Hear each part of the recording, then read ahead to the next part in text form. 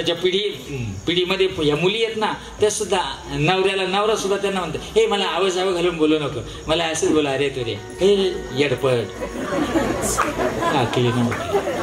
त्याच्यापेक्षा दोघांना एकमेकाला आवाजावं घालून आनंद वाटतो. तुम्हाला एक सांगू का, तुम्हाला आमचे भाऊदादांना पण सांगतो, किती दिवस राहिले कथेला? आता 2 तर गेले, किती राहिले?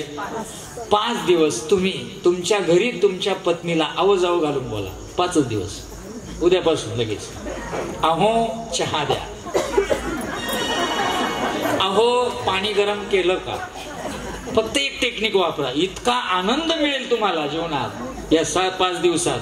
तू म्हणताल काय? ती सुद्धा हसेल, हो असं काय बोलताय? नाही, मला महाराजांनी सांगितलं, नात्यामध्ये आनंद निर्माण करायचा असेल तर नुसते घोड्यासारखे खुरड्यामध्ये बाल्याच पप्पा, बाल्याच मम्मी, बाल्या बाली, डाबायदाची खोली, कोणाचं घेणं नाही, कोणाचं देणं नाही. पलीकडं काय झालं माहिती नाही, इकडं काय झालं कल्पनाच नाही. हिला काय म्हणलं का, आमच्या सोन्या, बंटीचा पप्पा आणि मी, ओके. अरे काय जगता. आणि त्याच्यात पण निस्ते गंभीर. घरात जरी बसलेले असताना तिच्याकडे एक मोबाईल, पहा बरं का, त्याच्याकडे एक मोबाईल, पोराकडे एक मोबाईल. पोरग सोप्यावर लुळू राहिलं,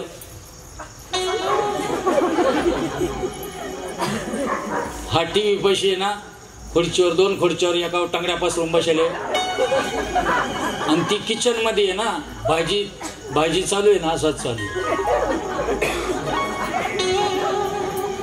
आणि ती तिच्या मैत्रिणीला विचार राहिली, पुढं तिची मैत्रीण बेंगलोरला आहे, काय भाजी केली?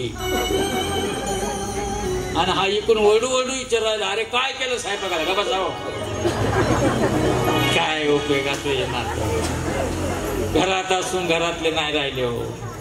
तुम्हाला म्हणून सांगतो, आता घरी गेले ना, उद्यापासून फक्त जायचं, तुमच्या पतीला म्हणायचं, तुम्ही माझ्याकडे पहा, मी तुमच्याकडे पाहते, पण हसायचं नाही, असं म्हणायचं, आणि एकमेकाला पहा. तुम्हाला म्हणून सांगतो, 20 वर्षात जेवढे हसले नाही ना, तेवढे उद्या तुम्ही हसशाल. फक्त काय म्हणायचं, तुम्ही माझ्याकडे पहा, मी तुमच्याकडे पाहिजे, पण हसायचं, आणि बघा आनंद किती. यालाच आनंद म्हणतात जगण्याचा. ते दिलं सोडून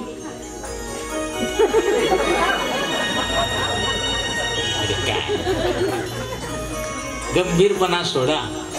आनंद या जीवनाचा सुगंध परी दरवला, पाव्यात नासूर जेथे ओठातून ओघळावा, स्वतःची जुन चंदनाने दुसऱ्यास मधुगंध द्यावा. आनंद या जीवनाचा सुगंध परी घेऊन जगायचं दिलं सोडून कायम सुतक पडेल. नको, आनंद घ्या. काय सांगावं, कॉल येऊ शकतो. गेलं करावं सारं. मग हे कावळे सुद्धा शिवती नाही. मग आम्ही 10व्यात बेजा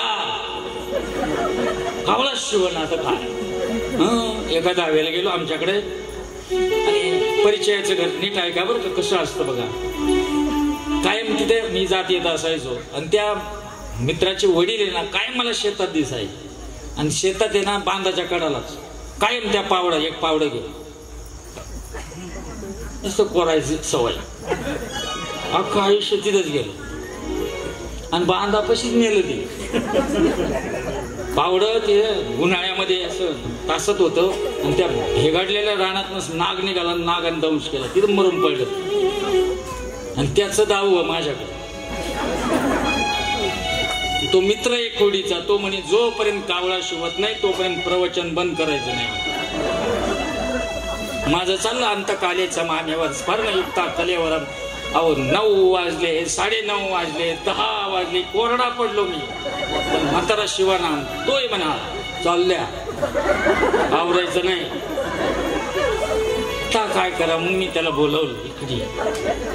म्हणलं ती पावडं कुठे? कोणतं? ते पावडं बाबाचं घरी, ते आणून तिथं ठेव. असं वाटलं शिवण. ते पावडं शिवलं तरी, ठेवलं तरी शिवण. परत 9:15 वाजले, 10:30 झाले, लोकही वैतागले, पण ह्या गाव उरकायचं नाही. मग मी त्याला इकडं म्हटलं, इकडे ये. ते पावडं तिथं ठेवलं ना, म्हणजे हा तिथं जाऊन पाया पड आणि म्हण, बाबा तुमची परंपरा मी पुढे नेटानं चालू. शिवलं ना मग त्याला हे, अरे ढिल्लं जीवन जगा, काय नाही आपलं आहे ते जीवन सुंदर आहे.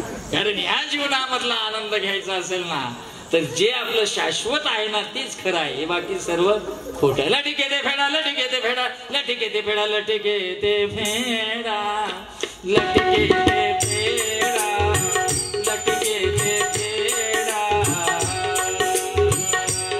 हो लटिके ते फेडा, लटिके ते फेडा, लटिके ते फेडा, लटिके ते फेडा, लटिके ते फेडा, लटिके ते फेडा. लटिके ते फेडा, लटिके ते फेडा, लटिके ते फेडा, लटिके ते फेडा, लटिके ते फेडा, लटिके ते फेडा. हो लटिके ते फेडा, लटिके ते फेडा, लटिके ते फेडा, लटिके ते फेडा, लटिके ते फेडा, लटिके ते फेडा. तुका म्हणे जाय पिढा, तुका म्हणे जाय पिढा,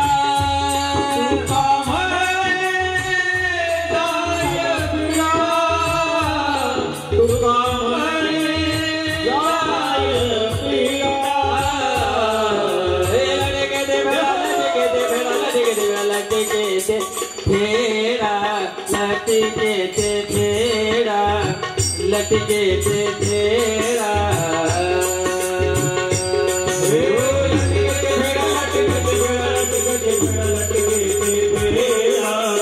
लटिके ते फेडा, लटिके ते फेडा. लटिके ते फेडा, तुका म्हणे जाय पिढा. तुम्ही एखाद्या शेतातनं गेले का? शेतातनं चालत असताना तुमच्या साडीला जर ते गोखरू लटकलं, गोखरू माहितीये ना, हा ते लटकल्यावर तुम्ही काय करता? हो गोखरू दादा चला आमच्या घरी, असं करता का? लटिके ते फेडा, लटिके ते फेडा, लटिके ते फेडा, तुका म्हणे जाय पिढा. पिढाच जाते. तसं हे आहे संसारात. उत्तानपादाचा हा संसार दोन बायकांचा, सुरुची आणि सुनीतीचा. सुरुशीला मुलगा झाला, त्याचं नाव उत्तम, आणि सुनीतीचा मुलगा आहे ध्रुव. सुरुची जी आहे ना ती राजाची लाडकी होती, कारण राजा खाऊ गदड्या होता. खाऊ गदड्या कळतो ना, आणि ही त्याला चटक मटक खाऊ घालायची. हे म्हणलं का आज काहीतरी करे नवीन, ही लगेच म्हणायची तुम्ही सांगा फक्त काय करू, नूडल्स करू का बर्गर करू का बर्नळ करू का वरगळ करू का नरसाळ करू, मी करण घालायला तयार आहे तुम्हाला. आणि कायम त्या सुरुचीचा जो उत्तम आहे ना तो उत्तम राजाच्या मांडीवर बसायचा, आणि ही सुनीती जी आहे ना तिच्या मुलाला धुसफूस व्हायची. एक दिवस असाच ध्रुव देखील आपल्या बापाच्या मांडीवर बसला. दोन्ही लेकरांना घेऊन बसल्यानंतर अचानक त्याची ती मोठी आई म्हणजे ही सुरुची तिथं आली. ध्रुवाला तिनं हे बाहेर तिकडे फक्त माझा उत्तम बसत. वाईट वाटलं ध्रुवाला. रडत रडत आईकडे आला. आई मला बाबाच्या मांडीवरनं उठून दिलं मोठ्या आईने. ती सुनीती होती. ती अशी म्हणली का थांब थांब चाल मी तिचा बेतच पाहते चाल असं म्हणली का ती सुनीती होती. ती म्हणाली बाळा जाऊ दे मग मोठी आई येते. अरे ह्या मांडीवर जर नाही बसला ना तर देवाच्या मांडीवर बसा. देवाच्या मांडीवर जर बसलं ना तर तुला कोण हलवू शकेल सांग बरं बाळा. अशी उत्तम शिकवण देणारी सुनीती आई पाहिजे आपल्याला. कळलं? पण अशी आईच आपल्याला भेटेल. आपल्याला आपली आई म्हणते थांब थांब तुझा येते. हा बघा दोन घरामध्ये लेकरं लहानी. आजोबा गेले बाहेर आणि आले 5 रुपयाचे चॉकलेट घेऊन. आजोबांना एवढे चॉकलेट पोरांकडे दिले. ते पोरं अंगणात खेळायला लागले. शेजारची मुलं आली आणि शेजारची मुलं आली ना त्या मुलांना ते पोरं त्यांना काय कळतं ते चॉकलेट एक एक चॉकलेट त्या पोरांना देऊ लागले दुसऱ्या. हिनं वरून पाहिलं आणि खाली आली. इकडे तिच्या पोराला, इकडे सोन्या इकडे. काय काय आता? चॉकलेट. किती आहे? 2. किती दिले ते बाबांना? 5. बाकीचे कुठे? सोन्याला दिले, दादाला दिले. इकडे इतका टोला दिला खपकान ठेवून. वाटायला निघाला का जगाला? अजिबात कोणाला द्यायचं नाही, आपलं आहे ना आपण खायचं.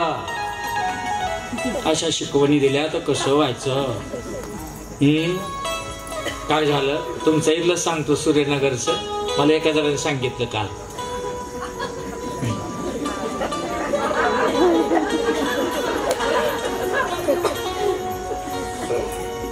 अशी अपार्टमेंट होतं आणि एक तो मुलगा जो ते लहान बाळ खेळत होते त्याचा एक पप्पा मुलगा जो आहे जो पप्पा त्याचा तो असा इकडे भिस्तेबाग चौकाकडे गेला आणि तिकडनं तो एक टरबूज घेऊन आला.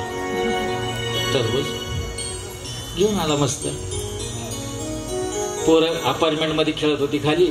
ती पोरं उड्या मारायले. त्याचं पोरग उड्या मारला, पप्पा टरबूज पप्पा टरबूज पप्पा टरबूज. आणि ते टरबूज करत ते घराकडे आलं. त्याचे 2 मित्र त्याच्या मागे आले. आता त्यांना असं वाटलं टरबूज चिरतीन आम्हाला भेट. पण ही तिने ते टरबूज घेतलं आणि पोरग म्हणाला, मम्मी टरबूज गरम येते, अजून थांब, गार होऊ दे. 7 वाजले. आता ती 2 मुलं शेजारचीच होते, ते तिथंच राहिले. त्यांना वाटलं टरबूज. 7:30 झाले. ती पोरं घरच सोडीना, इंच्याच घरात बसली. मग ही काय म्हणते, ए सोन्या, ए तू मम्मी बोल राहील तू, जा जा. बरंच काढून दिले हो, पण टरबूज कापलं. मग 9:30 वाजता ही बसली, हा बसला, हे मैद्याचं पोतं. आणि ते पोरग बसलं आणि त्या पोराला टरबूज. मग ही म्हणाली चिरावं टरबूज. आणि मग यानं टरबूज कापलं. पांढरं फटक निघालं. नियतीचा टोला दिसत पूर्ण पांढर. मग हिचं तोंड काय साधं आहे का? तुम्हाला अक्कल आहे का? कधी बाजारात पाठवावं का नाही? कधी अक्कल येईन तर येऊ. 20 वर्ष झाले संसाराला. असा संसार आहे हा. सारा ऐकून घेतो. तो म्हणला नाही रे, तो टरबुजावाला ओळखीचा होता. तो म्हणाला टरबूज लाल म्हणजे लालच निघणार. अहो टरबूज लालच होतो, पण त्या पोराचा अधिकार नाकारला. नियतीनं इतक्यात पांढरं करून टाकलं तरी या पांढरीला कळणार. सर्वांमध्ये वाटून खा. हा, नाहीतर आपलं काय? बघा तुम्ही देवाला नारळ फोडला तर काय नियम आहे? नारळ फोडल्यावर सर्वांना वाटायचं, बरोबर आहे का? असंच नियम आहे ना. हा, आता नाही वाटते. हे नारळ फोडतात मारुतीला जाऊन. आणि जर त्याच्यातनं पिठलं बाहेर आलं, पिठलं कळतं ना नारळातनं, काय म्हणता? अशी मायक डोक्यात घातली पण. अरे देवानं खाल्ल्यावर एवढे घाण होतं का नारळ? इतकं देव घाण आहे का? काही पण यांचं डोकं युक्ती आहे. परत दुसरं घेण्यापेक्षा 25-30 खर्च करण्यापेक्षा पावन झाला. आणि देवाला नारळ द्यायचं तर 5 तुकडे द्यायचं ना, तर स्कूटीची चावी असते ना, त्या चावीनं तुकडे करतोय 5. ते मुलगा म्हणतो त्याचा, पप्पा अजून मोठं ठेवा ना. अरे सारे ठेवतात देवाला, देवानं कोणाचे खायचे, चाल. आणि ते वल्ल नारळ आहे ना, वल्ल नारळ इकडं प्रसाद म्हणून नाही देत. ती इडलीची चटणी करते. इडलीची चटणी इटेल नाही का? ते इटेल काय ते त्याची चटणी खोबरं घालून. दुसऱ्याला जर तुम्ही वाटाल तर तुम्हाला मिळणार, अन्यथा मिळणार. काय झालं? परवाना मी एका लग्नाला गेलो होतो आणि मी बसलो जेवायला. माझ्या शेजारी आहे ना कोण होतं मला माहितीच नाही. आणि लग्नातून जिलेबी होते. जिलेबी माझं आपलं एक एकळं होतं पुढं, मी खात होतो. ते चाललं आणि ते वाढणारं आलं. ते वाढणारं आल्यानंतर माझ्या शेजारी जे बसलं ना ते म्हणाले पाहुण्याला वाढवा. मी म्हणलं मला कशाला वाढा? पाहुण्याला वाढा तुम्ही. मी म्हणलं नाही बा आपल्याला आहे. पाहुण्याला वाढा. ओळख नाही पाळख नाही, आता काय करावं? ते बळबळ ठेवायला लागलं मला. मग मी म्हणलो हो अगोदर त्यांना वाढा मग मला वाढा, नाही तर मी घेणार नाही. तो ना नाही तस काय आधी त्यांना वाढा, 4 एटोळे वाढा मला. मी माझा रुबाब करून घेतला. लोकांची कडिंग खा धावधाव वाढी. जिलेबी थोडीच आपली होती, दुसऱ्याचीच होती. त्याला 4 एटोळे दिले, मग मला 2 एटोळे दिले. मग एटोळे खात असताना मी त्याला म्हणलं का ओळख नाही पाळख नाही, तुम्ही मला आग्रह केला. तू म्हणे जर तुम्हाला आग्रह नसता केला तर मला 4 भेटले असते. दुसऱ्याचा विचार केला तर तुमच्या सुखात वाढवा, पण तुमच्या सुखाचा विचार केला तर मग मात्र दुःख अटळ आहे. हा सुरुची आणि सुनीती समजतंय ना फरक हाच आहे. मुलाला समजावलं आणि त्या मुलानं तोच डोक्यात विचार घेतला, आई मग मला देव कुठे भेटेल? अरे देव इथं असतो का बाळा? देव जंगलात असतो. मग आई मला देवाला भेटायला जायचं. अरे बाळा नाही आई मला देवाला भेटायचं. आईला वाटलं कुठेतरी त्याच्या मनामध्ये सात्विकपणा जन्माला आलाय आणि मग म्हणाले जायचं असेल बाळा तर जा, पण अगोदर तुझ्या मोठ्या आईचा आशीर्वाद घेऊन जा. सुरुचीकडे पाठवलं बरं का ध्रुवाला आणि म्हणाले आई मी ना मोठ्या देवाला भेटायला चाललो. हो का, मला आशीर्वाद दे. तिला असं वाटलं पिढा टळली, माझा उत्तमच एकटा राजा होईल, त्यापेक्षा जा आनंदानं जा आनंदानं. आणि तो बाळ निघालं. ते जोपर्यंत तिथनं निघालं आणि जेव्हा वनाकडे निघालं ना ते घाबरायला लागलो वनाला पाहून, जगाला ते जंगलाला पाहून. हिंस्र स्वापद त्यांच्या किरकाळ्या डरकाळ्या आणि तिथनं तो घाबरत पुढे चालला. आणि चालत असताना रस्त्यानं त्याला नारदाची भेट झाली. नारदाने सांगितलं काय हवंय? तेव्हा ते म्हणाले महर्षी मला देवाची भेट घ्यायची. आणि हो का, आणि मला काहीतरी मार्ग सांगा, मी देवापर्यंत जाईल असा रस्ता मला द्या. तेव्हा नारदांनी त्यांना बोध केला आणि सांगितलं फक्त एक मंत्राचा जप कर, तुला भगवंताचं नारायणाचं दर्शन झाल्याशिवाय राहणार नाही. फक्त नारायणाचाच जप करत राहा ध्रुवा. आणि ध्रुव त्या ठिकाणी कठोर तपश्चर्येला बसला आणि भगवत नामाचा जयघोष करू लागला. श्रीमन नारायण नारायण नारायण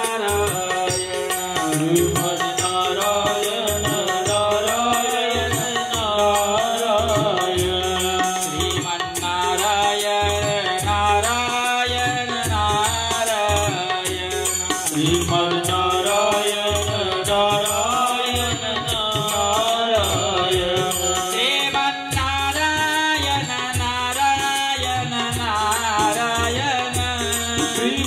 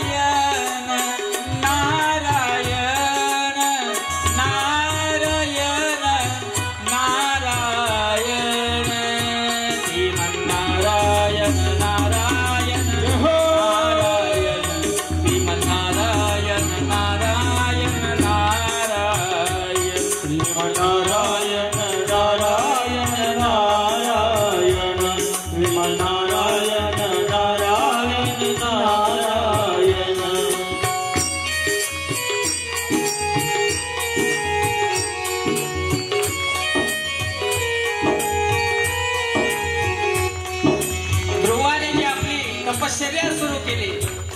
त्या तपश्चर्येतला पहिला दिवस त्याचा उपवासाचा गेला. पूर्ण उपवास ध्रुवाकडनं त्या दिवशी घडला. भगवत नामाचा जयघोष मात्र त्याचा खंडला नाही.